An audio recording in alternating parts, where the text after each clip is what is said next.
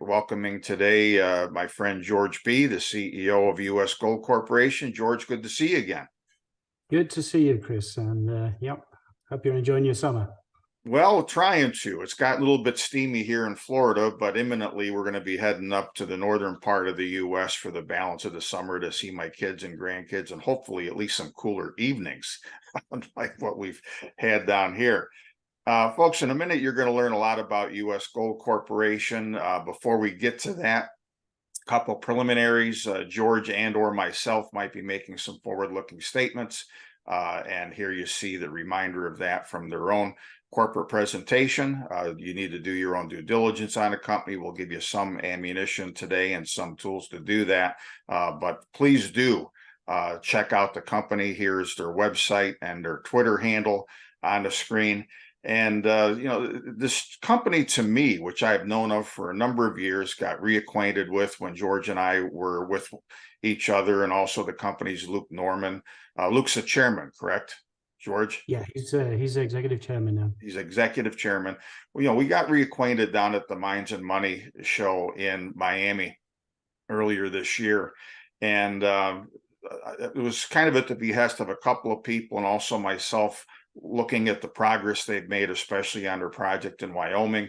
So we wanted to roll up our sleeves and do some work for U.S. Gold. I added it to my recommended list of the National Investor. And having said that, here on the screen as well, I want you to be reminded that we cover the company in the National Investor. The company has also compensated us for some copywriting and public relations work that we're doing, of which this is a part. And so that said, George, you and I, when we visited, we talked an awful lot about some of the big picture reasons why yours, I think, at least, is a compelling story. People who have followed me for a while know the new FANGs theme that I've talked about, the secular tailwinds behind gold and copper. There's a plethora of that kind of stuff, folks, on my own website.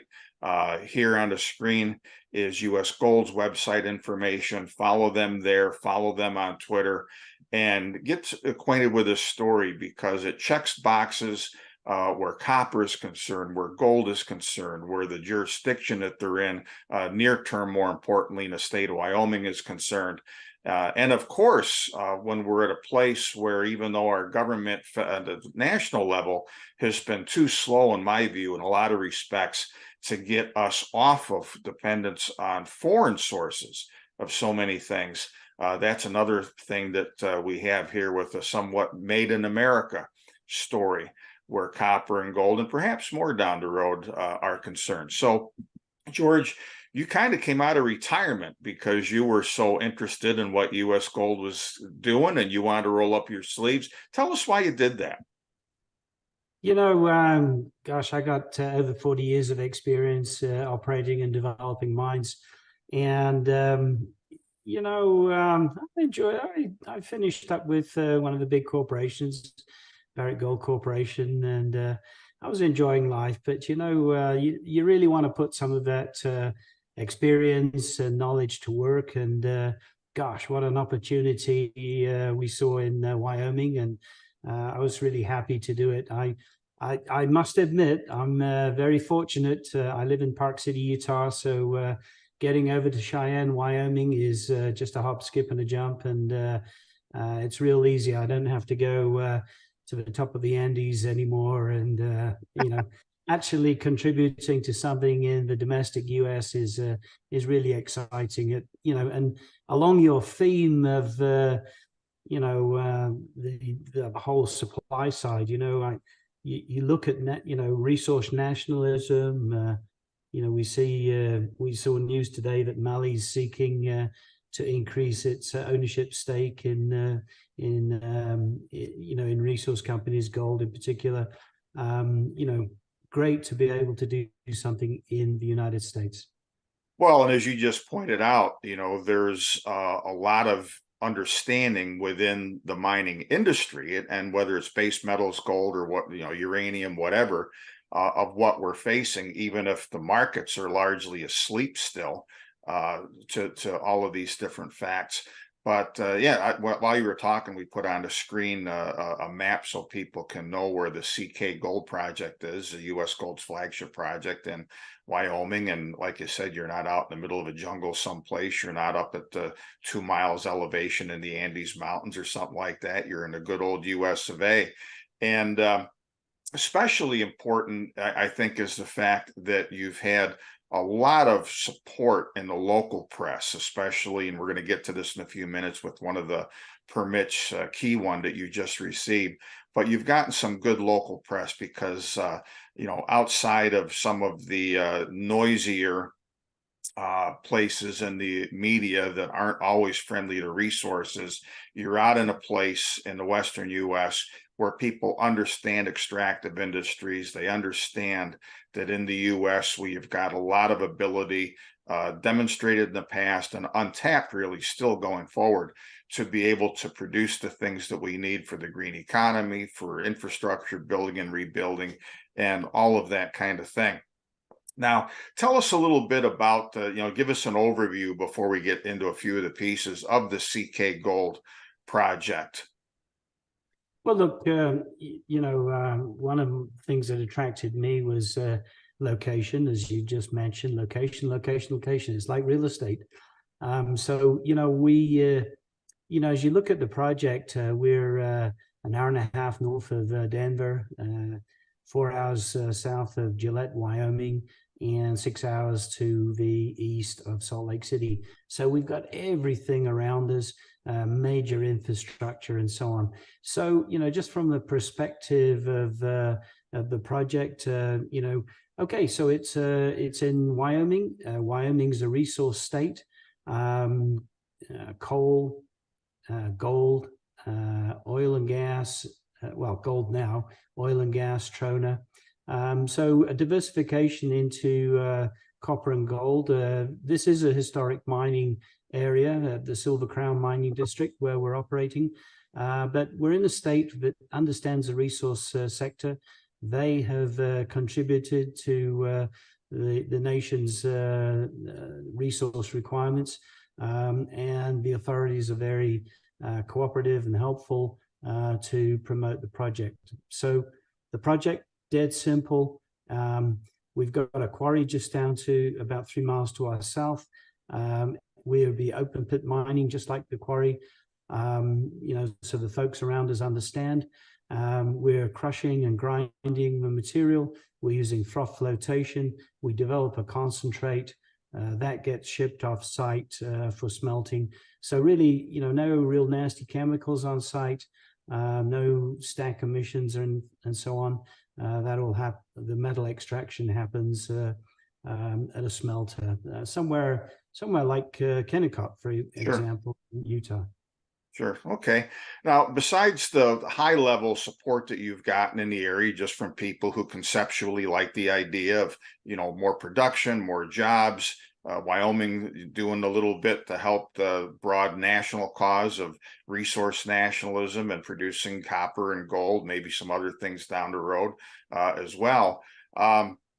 You've got a phenomenal, I think, economic story, George. You're operating, at least at the moment, with presumptions made in a pre-feasibility study from the end of 2021, which I think you're going to be updating late this year or thereabouts. But yeah, that's true. Yeah, no, we've held off until we've got a little bit more visibility on the final permit, but the feasibility study is ready to go. But the one from end of 2021, for those who have read it, and I've reported on it, discussed some of the numbers in it and so forth, it's remarkable from a number of standpoints. First of all, it would provide, with what is known now, the pretty robust open pit mine, a little over 100,000 ounces of gold equivalent per year between the gold and the copper. But the numbers that you based the assessment on were really lowballed, and you don't always see that. A lot of times it's over promise and under deliver. You guys are starting out doing quite the opposite of that. Yeah, no, look, we used 1625 gold and 325 a pound copper. We all know where gold and copper is at the moment, and gosh, where's the copper going to come from? You can see in the background of my overlay there, there's windmills, this renewable energy, electrification. Where's the copper going to come from? So, no, we're very bullish on both the gold price, as the value of our dollar is eroded, and also the copper, so that we can meet the demands of electrification and infrastructure that are ahead of us. Well, sure. And I mean, there has been for a while now a growing recognition. And again, this is more so within the mining industry than it has been where investors are concerned, that I think are still asleep on this. But you've got stockpiles dwindling. A lot of the major gold production in the world, copper production in the world right now is lower grade. It takes more ore to be produced to get less of a return.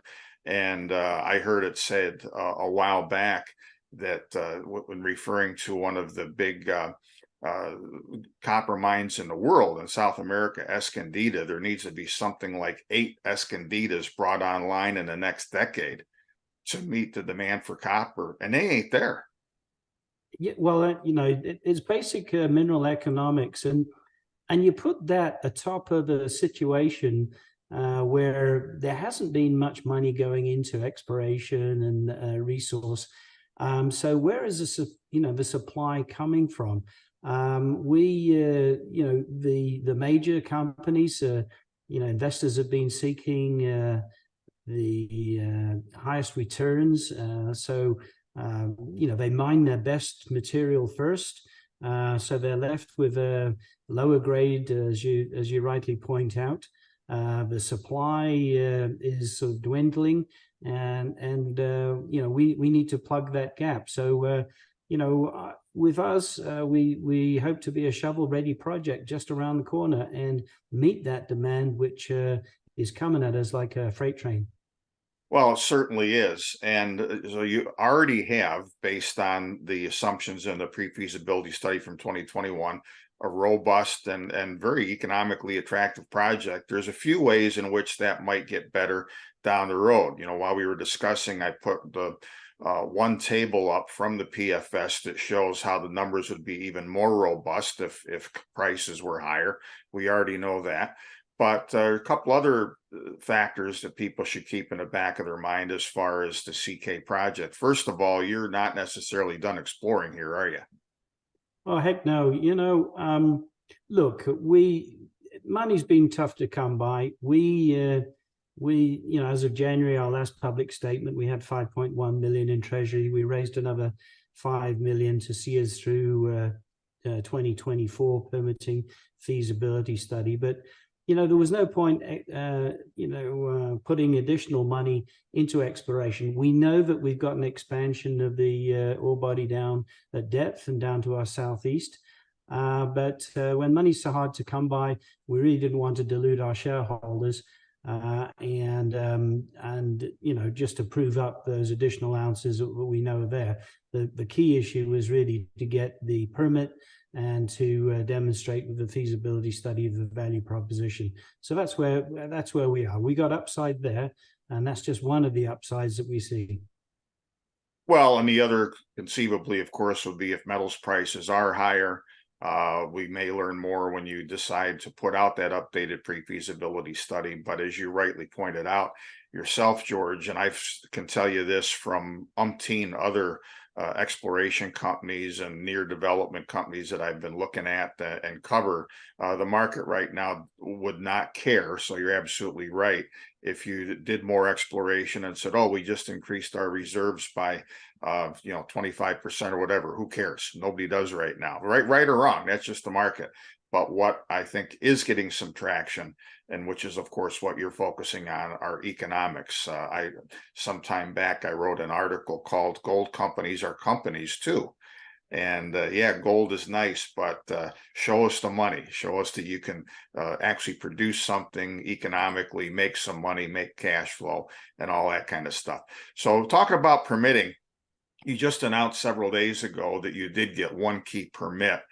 So you're a lot farther along in that regard. Tell us a bit about it and the relevance and what's left. Yeah, so look, there are two major permits that we have, and so the first one that we were approved in May, unanimous approval from the Environmental Council, was the industrial siting permit.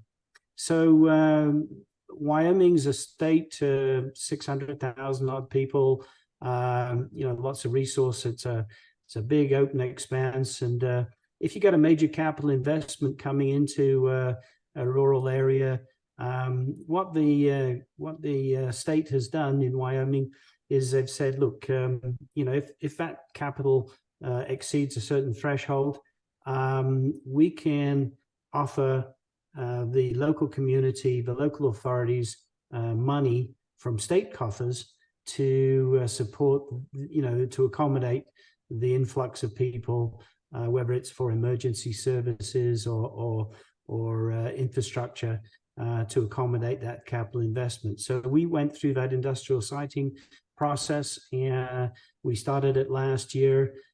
It relates to traffic impacts, noise and nuisance, the impact, the usage of water.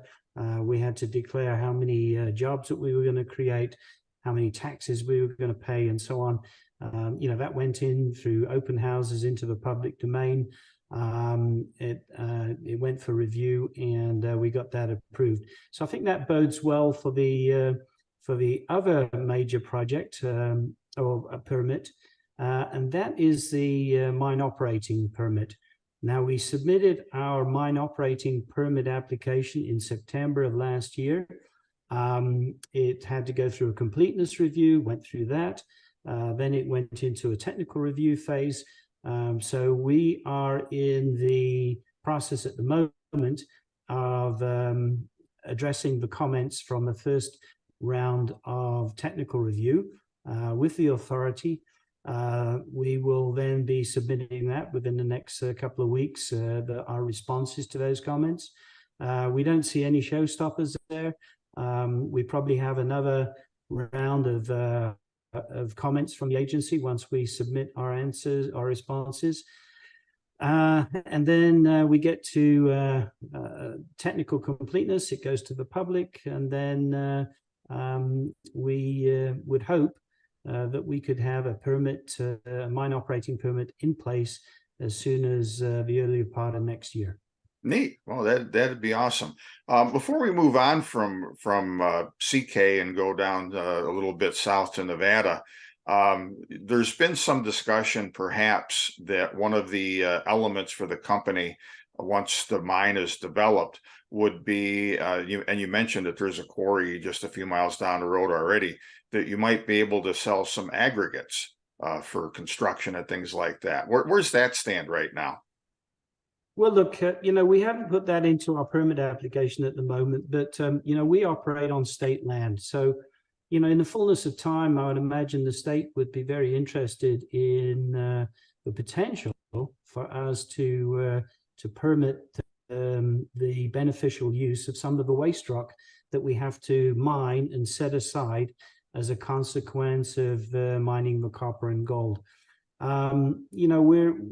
I've never had the opportunity to do this before, because all of the mines I've operated in the past have been in remote locations. But gosh, we're 20 miles outside of Cheyenne, Wyoming. We're at the north end of the Colorado Front Range, and there is so much development going on in the area. As you can see in my background photo, we've got these windmills going up with big concrete monoliths. We've got a whole bunch of civil work going on. So the demand for rock is great. Our neighbors are selling rock. They don't have the benefit of having copper and gold in their rock. They're selling it for somewhere approaching $20 a ton. And we've got this, we need some of our rock just to stabilize our dry stack tailings, but we've got maybe 30 million tons of rock sitting out there for potential beneficial use, and the state can get a 60% royalty on every ton of that. So I think in the fullness of time, there'll be some additional benefit to to the project by selling rock for aggregate. Well, that'd be neat. Folks, as a reminder, I encourage you after you get done listening to George and myself, take the time to go to their website, read their corporate presentation. You're seeing a few of the slides from that and a couple of photos up here, but there's really a lot more to dive into as far as a lot of the plans the company has laid to make this an attractive project, an economically beneficial one if it all works out, and of course, a rewarding one for shareholders. Lastly, on CK, the PFS that is out presently suggested about a $220 million upfront capital cost. Any rough ideas? And of course, this is still a work in progress, I'm sure. But where those funds would come from? Well, Chris, I think we've all seen the effects of inflation and so on. So, we're going to be a little ways north of that, but not too far north of it. And we are engaging. A lot of that capital is associated with the equipment that we're going to be buying from some of the Scandinavian producers who have access to sovereign wealth funds. We've also got, potential for a little bit of state development capital. But we have been engaging with the private equity folks. We could maybe sell some metal forward. And once we get recognition, get away from this notion of permit risk and so on, maybe there's an equity component as well. So yeah, it's a fair amount of money to raise, but I think that there's going to be a good avenue to raising that capital. Well, I would suspect so, especially for a project like this. Moving on, a project that you have down in the state of Nevada is quite interesting. It's the Keystone Gold Project, and here on the screen, it's an area that you guys have consolidated into just your own set of hands that has seen disparate exploration here and there over the years. You've got a really nice neighbor in Cortez, as you can see here, folks. And one of the things that way back when I first started learning about the company, this is what jumped out at me, because a lot of folks know, of course, the history that Nevada has for silver and gold mining, both monstrous mines that are operated by Barrick and Newmont in the past, of course, now under their joint venture company as well, and a handful of smaller players. But the big hunt has always been in Nevada for major sources of where all of the disseminated silver and especially gold come from, because the state's littered with it. You can't pick up a handful of dirt without at least a speck of gold in it, it seems, in the state. The question is where you find the economical stuff, and especially the big economical stuff. And the geology of Keystone is unique, and that there's a suggestion that the main geology is a lot shallower there potentially than it's been for some of the other places. So give us an overview, if you would, of Keystone. Well, look, Chris, I came on board, we pivoted away to develop CK Gold Project, but because money for exploration and exploration in Nevada is pretty expensive, was tight. So we pivoted towards development. But gosh, we've got 20 square miles of prospective ground on trend, as you say, with the Cortez complex operated by Nevada Gold Mines, the JV between Barrick and Newmont. That same formation, Wendan 5, that hosts the big discoveries in the Cortez complex, it's underlaying our area. We've got pathfinder anomalies at surface, which are just outstanding. And one of our founders puts it like this: we've only done a little bit of scout drilling. You've got something which is the size of Manhattan Island, and we've got just a handful of holes, and we're trying to intersect the block that houses the Empire State Building. So we got a lot of work to do.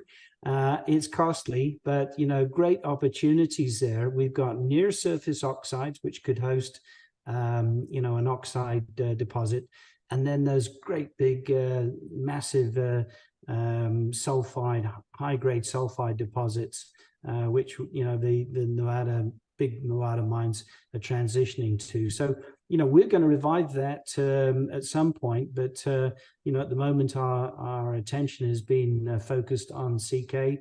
But the exploration potential there is really exciting. You don't get a land package like that pulled together very often, and there's a lot of upside, which we simply don't think that we're getting any recognition for at the moment. As an investor, gosh, that's a great opportunity. Well, I couldn't agree more, and you don't always pull a land package together like that any place, let alone in a place like the state of Nevada, where there's been so much activity over the years. So it's fair to say, George, that you don't have any intention of diluting the shares or anything in a market like this until there's some greater recognition of share price, or maybe you get more traction on CK in Wyoming, and that gives you the benefit of being able to turn some attention down to Nevada.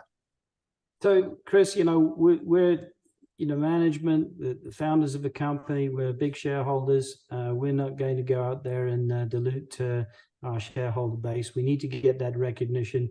We're working on the value proposition for CK. We'll get the permits. Keystone's time will come, and we'll be doing the exploration, at some point. But right now you're dead right. We don't want to dilute while we're seeing the lower share prices. But we have entertained the notion of some partnerships, people coming in. We haven't attracted an offer which seems to make sense for such a valuable land package, but we're certainly open to suggestions from folks who maybe want to share in that opportunity. So we'll see where that ends up. Well, and fortunately, you're not in a position where you have to do anything. You can bide your time and do the best. You mentioned the shareholder base. We're going to close with that in just a few minutes, because that's one of the more compelling parts of U.S. Gold story. But before we do that, you've got one other property of note in the state of Idaho. Is that something else that's also on the shelf to see what happens down the road, the Chalice project? Yeah, no, the Chalice project was brought in 2020. There's a historic 325,000 ounce resource there. It's non-compliant at the moment. We're going to look for that data, and we've got we're reviving a plan of operations and permits for drilling there. It's in the national forest. It's a little bit of a slower process, but great opportunity. Gosh, we're just down the road. It's a mining area. We're just down the road for some projects, and in the fullness of time, that will also be a great opportunity. But again, we're focused on CK at the moment. Well, in closing up, you've got the CK project, which is kind of I think in the near term is going to be the bread and butter of the company. And if all goes well, George, I think it's going to be the coming out as a mining company, not an exploration company, but a mining company for U.S. Gold. And hopefully that will parlay into these other projects getting some attention and maybe some development down the road. The big story, I think, here, folks, when you look at the share count of U.S. Gold, you're under 10 million shares out. Yeah, 9.3 million shares outstanding. We've been very judicious about diluting our shareholders. And you seldom see that. I mean, you're into the billions of shares with some companies that are great at selling paper, but they don't get very far along. So that's an especially compelling part of your story, is the management's involvement, the low share count, And the fact that when you do get some good news out, hopefully down the road, in addition to the success you've had putting together this resource to begin with, it's something that ought to give you a whole lot more traction, I would think. And this is why I added you back to my recommended list. I'm a shareholder myself. I like what you're doing. And again, this Made in America copper and gold and maybe aggregate story as well. It's a no-brainer, and you've got the local support and working toward the last of permits you need and so forth. So anything else as far as a takeaway, George, you want folks to know about? No, I think you've summed it up nicely, Chris. I'm not doing this necessarily because I have to. I'm doing it because I like doing what I'm doing, and I'm sort of proud to be putting in what I think is going to be an important, modest but important part of domestic production, copper and gold in the good old US of A, and contributing there. So I think we stay tuned. We're moving through the steps in a conservative, orderly manner, and preserving our shareholder value as best we can. Neat. Well, we certainly will stay tuned. And folks, again, make sure you visit US Gold's website, follow them on social media, sign up for their alerts and get on their email list. It's a great, compelling story. And you don't see a company very often, even in the poor market that we've had, that's selling for a fraction of what its net present value is. And again, I think that's a lowball figure for CK even now, let alone with some upgrades to that pre-feasibility study that may come later. And when you look at the future, I think that commodities generally, and copper and gold specifically, have in just a few years down the road, I think it's a great story. So make sure you keep up with them. Of course, I'll be providing updates from time to time as well, and can't wait to see the first bit of ore go through an eventual mill, George. So thanks for your time. Yeah, thanks for your time today, and continued best of luck. Look forward to keeping in touch. Thank you, Chris. Have a good day. For much more of the National Investor's cutting-edge content and actionable investment opportunities, make sure to subscribe to Chris's free content at nationalinvestor.com. And don't forget to like this video and subscribe to this channel too. Thanks for tuning in, and we'll see you next time.